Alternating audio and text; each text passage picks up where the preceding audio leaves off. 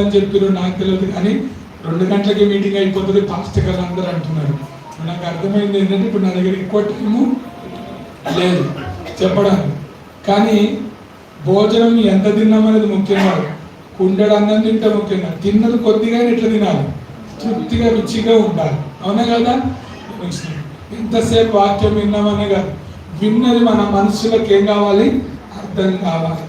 పని చేయని మందు ఎంత వేస్టో చెప్పండి, పని చేయని మందు ఎంత వేస్టో, పని చేయని ప్రార్థన కూడా అంతే వృధా.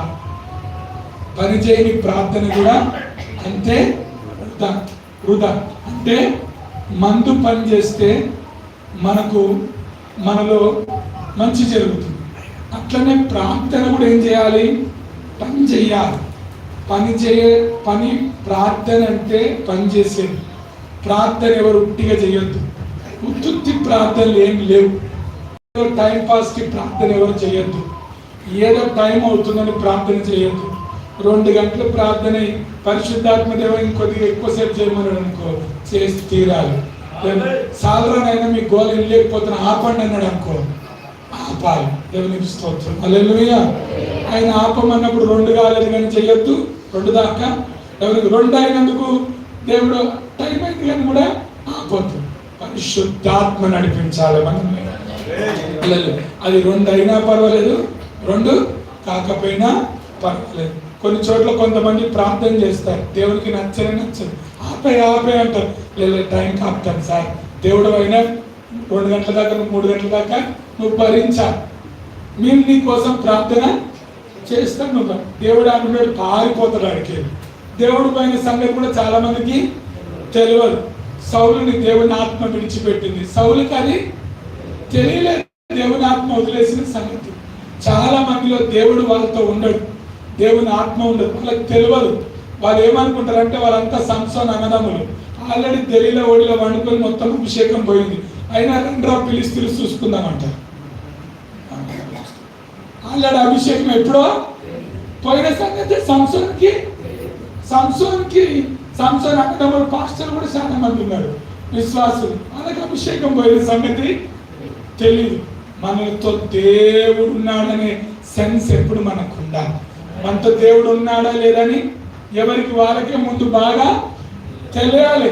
దేవుడు మీతో ఉన్నాడా లేడా, దేవుడు మీతో ఉన్నాడా లేడా, దేవుడు ఉన్నాడా లేడనే ఆత్మ ఆ యొక్క ధైర్యం ఆత్మీయ విశ్వాసం ద్వారా తెలుసుకోవాలి. ఆత్మీయత ద్వారా దేవుడు మనతో ఉండాలి. ఇప్పుడు దేవుడు ఉన్న ప్రార్థన, దేవుడు ఉండి మనం చేసే ప్రార్థన దేవుడు వింటాడు.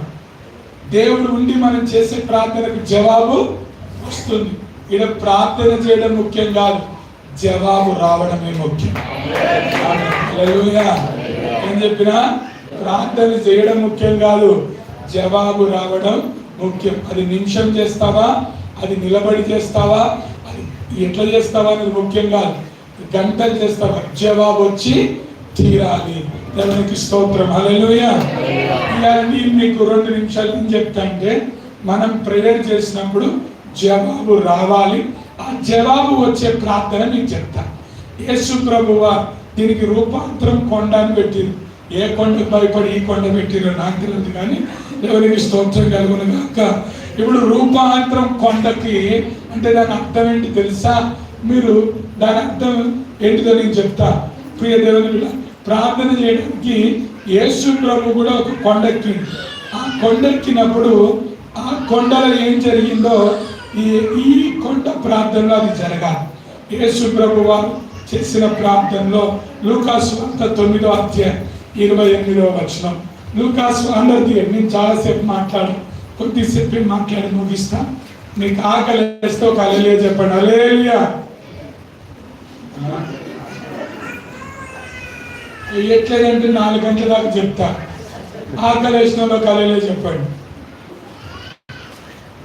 మీ ఇష్టం, 4 గంటల దాకా కూర్చొని హల్లెలూయా. లేదు సార్ వేస్తున్న వాళ్ళకి హల్లెలూయా చెప్పండి. చాలా మొండిగున్నారు మీరంతా. వేయట్లేదు సార్ దేవుని వాక్యం వింటామన్న వాళ్ళకి హల్లెలూయా చెప్పండి. నాకు సంబంధం లేదు.